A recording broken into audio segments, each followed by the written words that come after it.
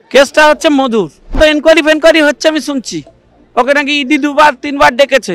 তাহলে মধুটা কি এতদিনে উনি উপলব্ধি করেছেন, তাই বলেছেন মধু আই লাভ ইউ। তৃণমূল কংগ্রেসে এই গানের থেকে অন্য গান খুব ইম্পর্টেন্ট হয়ে যাচ্ছে, সেই গানে বাবলা সরকাররা মারা যাচ্ছে। তারপর যেই দিন থেকে তৃণমূলে গেছে ওর দম শেষ, সেদিন থেকে তৃণমূলের দম শুরু। আমরা দেখলাম দীপক অধিকারী অর্থাৎ দেব তিনি বললেন যে 2011 সালে তিনি পাগলু ডান্স গান করেছিলেন, কিন্তু তিনি তখন সেই গান করতে চাননি এবং কালকে আমরা দেখলাম স্টেজে তিনি ও মধু গান করলেন। কি বলবেন? এখন আগে তিনি পাগলুর ব্যাপারটাতে ইনভলভ ছিলেন, পরে তিনি উপলব্ধি করেছেন যে কেসটা পাগলুর নয়, কেসটা হচ্ছে মধুর। তা তৃণমূল কংগ্রেসের মধু মানে গরুওয়ালার টাকা, সেই টাকার জন্য তো এনকোয়ারি হচ্ছে আমি শুনছি, ওকে নাকি ইডি 2-3 বার ডেকেছে।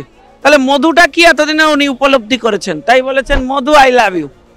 তো ফলে বুঝতে হবে যে সিরিয়াস পলিটিক্সের জায়গাতে উনি নেই। উনি যদি সিরিয়াস পলিটিক্সের জায়গায় থাকতেন তাহলে ওনার সেপারেট কমিউনিকেশন আসতো। ওনার কমিউনিকেশন এসছে, আগে ছিল পাগলু ডান্স, এখন এসেছে মধু আই লাভ ইউ, এনজয়। আমরা কিছুদিন আগে দেখলাম বাবুল সুপ্রিয় এবং অভিজিৎ গঙ্গোপাধ্যায়ের মধ্যে একটা বচসা হলো, বলা হলো বাবুল সুপ্রিয় ড্রিঙ্ক করা অবস্থায় অভিজিৎ বাবুকে গালিগালাজ করলেন। কি বলবেন? বাবুল্লা বলেছে, কিন্তু বাবুল্লা মদ খায় না। সে এখন মদ খায় কি খায় না সে নিয়ে তো বিতর্কের জায়গা নেই। বিতর্ক হচ্ছে যে ওই ধরনের গন্ডগোল হবে কেন। এখন অভিজিৎ বাবু জাজ ছিলেন, আমি খুব ভয় পাই, কড়া জাজ, কোথায় চিঠি পিঠি লিখে দেবেন, রোজভ্যালির ফাইল আবার খুলে যাবে, কি দরকার আছে সব করার আমি বুঝি না।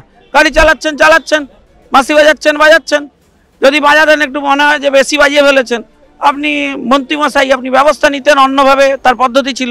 আপনি রাস্তায় নেমে বললেন আমি আটকাবো, তখন অনেকে ইতিহাস খুলে বসবে। আপনি তো বিজেপিতে ছিলেন, তো ফলে অতি তৃণমূল হওয়ার এখন চেষ্টা করবেন না, কারণ বালিগঞ্জের অধিকাংশ জায়গায় আপনাকে নিয়ে বিক্ষোভ দেখায় তৃণমূল বুঝতে আপনার এখন অনেক বাকি আছে। এই যে বাবুল সুপ্রিয় অভিজিৎ গঙ্গোপাধ্যায়ের সঙ্গে বচসায় জড়ালেন, এরপরে কি তৃণমূল কংগ্রেসে তার ভ্যালুটা একটু বেড়ে গেল বলে মনে করছেন? নাম্বার বেড়েছে, বাবুল্লার নাম্বার বেড়েছে, তাই জন্য গান গাইতে দিয়েছে। বলেছে বাবুল তুমি গান শোনাও, তুমি ভালো করেছো, হই হল্লা করেছো, এবার গান গাও।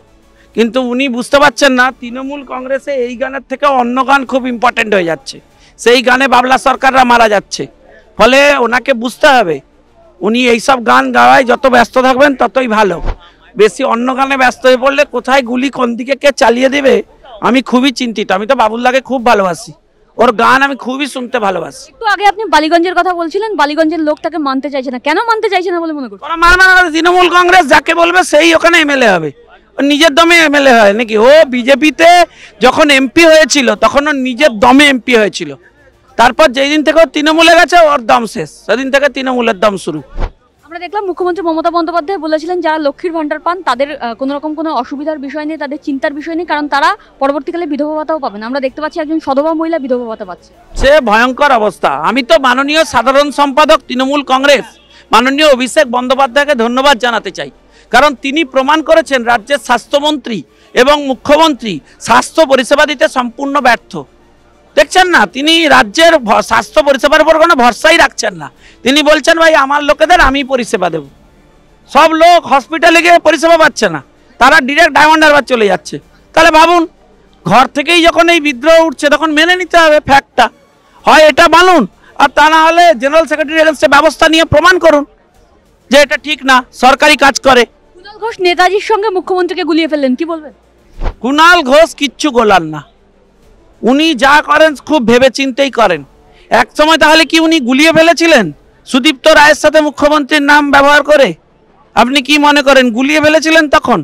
আসলে উনি নিজে একটা গোলানো মানুষ, তখন কি বলেছিলেন এখন কি বলেছিলেন ঠিক করে উঠতে পারছেন না, আবার একটু পরে কি বলবেন ঠিক করে উঠতে পারবেন। বারবার আমরা দেখি কুণাল ঘোষকে দল থেকে বহিষ্কার করা হয়, তারপরেও আবারও সেম পদে ফিরে আসেন, কি বলবেন? সে তো অ্যাসেট, কুণাল ঘোষ হচ্ছেন অ্যাসেট যে কোনো দলের ক্ষেত্রে, বিশেষত তৃণমূলের ক্ষেত্রে। তৃণমূলের যা পলিসি তাতে অ্যাসেট। মমতা বন্দ্যোপাধ্যায়কে বলেছিলেন যে সব থেকে বড় সুবিধাভোগী, ওনাকে জেলে রাখা উচিত, এখন উনি অ্যাসেট হয়েছেন, উনি মুখ।